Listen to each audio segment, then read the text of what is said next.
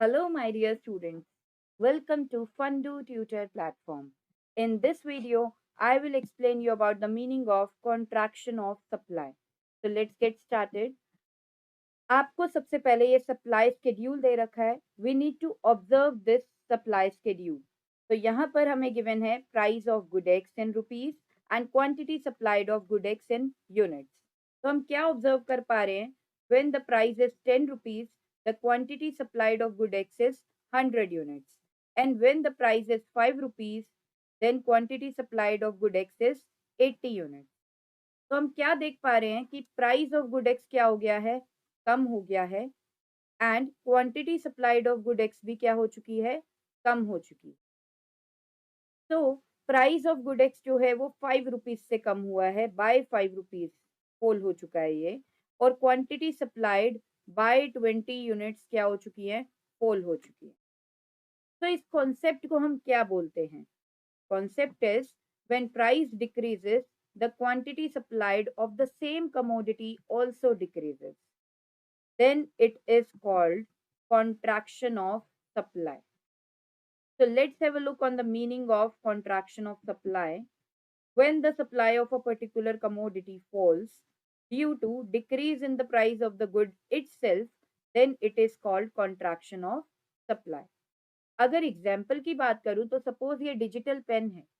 इस digital pen का price कम हो गया है, इस वजह से इसकी खुद की सप्लाई क्या हो गई है, कम हो गई है. Then it is called that there is a contraction of supply of this digital pen. Next, have a look on the diagram of contraction of supply. First, we will prepare a panel. We will mark the origin, y-axis and the x-axis.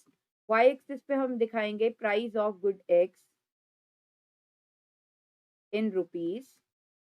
And x-axis पे we will show quantity supplied of good X in units. Now we will prepare a supply curve which is denoted by SS. अब हमें एक point लेना है on the supply curve. तो supply curve पे हमने ये पॉइंट ए ले लिया. इसका मीनिंग क्या है? इसका मतलब ये है कि ओपी प्राइस पर क्वांटिटी सप्लाइड कितनी हो रही है, ओक्यू. अब क्या हुआ, अब प्राइस डिक्रीज हो गया.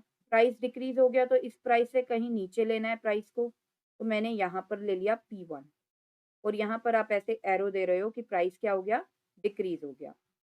अब इस P1 प्राइस यानी कि अब मेरा प्राइस हो गया OP1. मेक श्योर दैट जो भी आप ऑब्जर्वेशंस करते हो, जो भी आप मेजरमेंट्स करते हो, वो आप ओरिजिन से करते हो. तो now the new price is OP1 and the old price was OP. तो OP1 प्राइस पर क्वांटिटी सप्लाइड कितनी है, क्वांटिटी सप्लाइड इज OQ1. तो आपने क्या देखा कि प्राइस डिक्रीज हुआ तो क्वांटिटी सप्लाइड भी क्या हो गई, डिक्रीज हो गई. पहले क्वांटिटी सप्लाइड थी OQ और अब क्वांटिटी सप्लाइड हो चुकी है OQ1. And the supplier has move to point B. पहले सप्लायर पॉइंट ए पे था और अब सप्लायर पॉइंट बी पर जा चुका है. तो आप देख पा रहे हो कि सेम सप्लाई कर्व पे मूवमेंट हुई है. और ये कैसी मूवमेंट हुई है, ये नीचे की तरफ मूवमेंट हुई है. It is called downward movement. And ये डाउनवर्ड मूवमेंट कब होती है, ये होती है कॉन्ट्रैक्शन ऑफ सप्लाई के केस में. तो आई होप आपको कॉन्ट्रैक्शन ऑफ सप्लाई का कॉन्सेप्ट समझ आया होगा. Thank you so much.